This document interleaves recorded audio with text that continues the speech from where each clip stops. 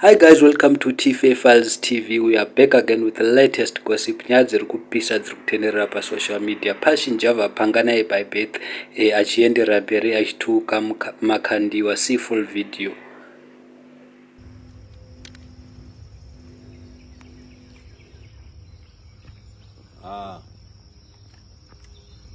Prophet Kandros wakaramba unzwisisa.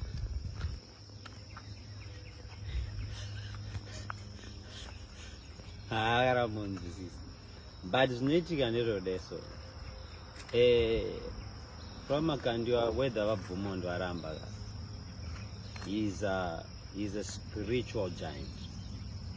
You find kuti ku-UFI vakamborwa nhumbu yakasvakwa in 9 days. But church ainotsemuka. Vakambomeresa mari yange isipo yakamera. Vakamboti vanhu vakafuta so. Vanonzi vaonda so. Vanongonzi vaonda ipapo. Church ainovhara.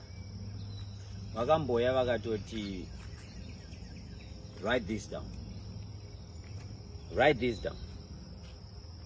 If you get to heaven and I'm not there, you have gone to hell.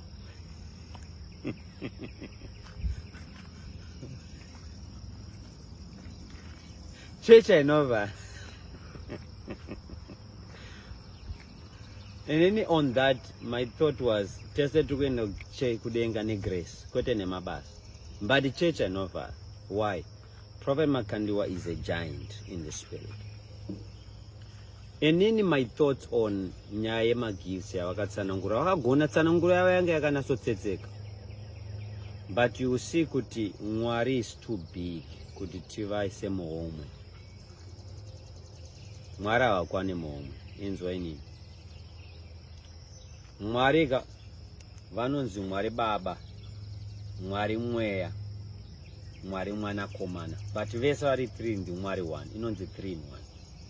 Iwo sababa ngatiti havana magifts, vanopa magifts. Vanopa hawo kuburikidza namweya mutsvene. Vachipani vasati vapa umwe munhu vanozvipa vachinzi Jesu.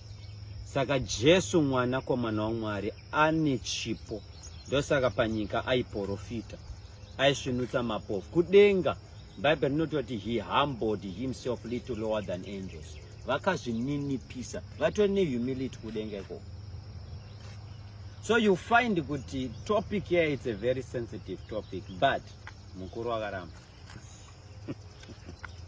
Mukanzwa chiwenga akuya chiti Makandiw mukoronyera. Anenge achitwanya chiwenga, but I am a point kuti I'm more gifted than God. Anopana chiwenga relevance. Vanaka kuti chiwenga was right. Unaona comment section yako yachiti Kandros mudungwe. Same. Because this is that masema ndiyafana rwana na mudungwe. But ukazona mudungwe akuzviramba. Aiwa musadaro mukuru. Inini hanguka handisida kuti ndirametora nyaya dzakadai so, because I see vaMakandiw sababa semunhu womweya, but pamwe pacho kungobvuma kuti rurimi rwakasveuka kana kuti chirungu chakasvabada zvinongoita kuti vanhu vese vagare vakagungunzwa, zvisanyanya kuti anoise silness. Pane mashoko angu anangoti I'm going on my prayer closet now. Ndambononamata ndimboita sei. But as I'm gonna be praying and stuff, you'll find kuti God is going to be speaking to you. Unzwise kuti church haivakwe newe.